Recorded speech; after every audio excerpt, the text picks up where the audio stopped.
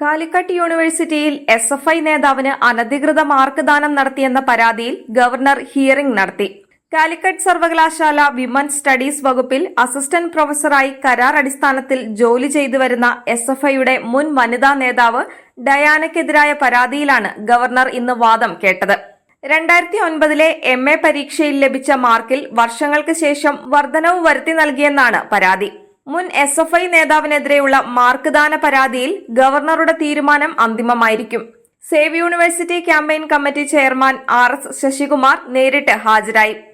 മറ്റു പരാതിക്കാർക്കു വേണ്ടി അഡ്വക്കേറ്റ് നവനീത് കൃഷ്ണനും യൂണിവേഴ്സിറ്റിക്ക് വേണ്ടി രജിസ്ട്രാർ ഡോക്ടർ EK സതീഷും ഹാജരായി. ഡയാന ഹാജരായില്ല. ഡയാനയ്ക്ക് മാർക്ക് കൂട്ടി നൽകിയതിൽ പരാതിയുള്ള 2 സഹവിദ്യാർത്ഥിനികൾ ഓൺലൈനിൽ തങ്ങളുടെ വാദമുഖങ്ങൾ അവതരിപ്പിച്ചു. ഹാജറിന്റെ അടിസ്ഥാനത്തിൽ നൽകുന്ന ഇന്റേണൽ മാർക്കിൽ വ്യത്യാസം വരുത്താൻ സർവകലാശാലയുടെ റെഗുലേഷനുകളിൽ വ്യവസ്ഥയില്ല. നിശ്ചിത 75% കുറവ് ഹാജർ ഉള്ളതിനാൽ ഫീ അടച്ച് ഹാജറിൽ ഇളവ് നേടി പരീക്ഷ എഴുതാൻ അനുമതി ലഭിച്ച ഡയാനയ്ക്ക് 8 വർഷം കഴിഞ്ഞ് 21 മാർക്ക് ഇന്റേണൽ മാർക്കായി കൂട്ടി നൽകിയത് മാർക്ക് ദാനമാണെന്ന് പരാതിക്കാർ ചൂണ്ടിക്കാട്ടി.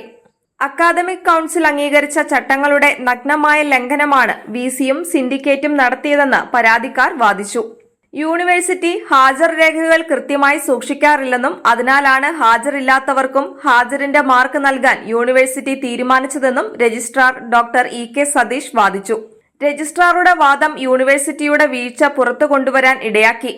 ഡയാനയ്ക്ക് അധിക മാർക്കിന് അർഹതയില്ലെന്നതിനാൽ ചട്ടവിരുദ്ധമായി മാർക്ക് അനുവദിക്കുന്നത് അന്നത്തെ വൈസ് ചാൻസലറായിരുന്ന ഡോക്ടർ അൻവർ ജഹാൻ സുബൈരി 2010 തടഞ്ഞ് ഉത്തരവിട്ടിരുന്നു.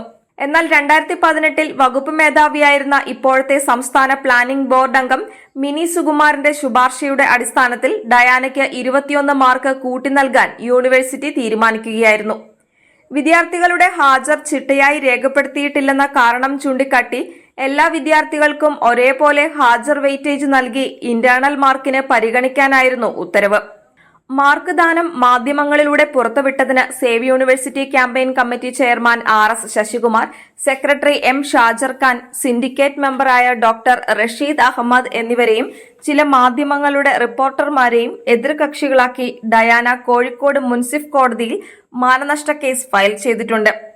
പ്രസ്തുത കേസ് ജൂലൈ 9 ചൊവ്വാഴ്ച പരിഗണനയ്ക്ക് വരുന്നതിന് തൊട്ടു മുൻപാണ് ഗവർണറുടെ ഹിയറിംഗ്.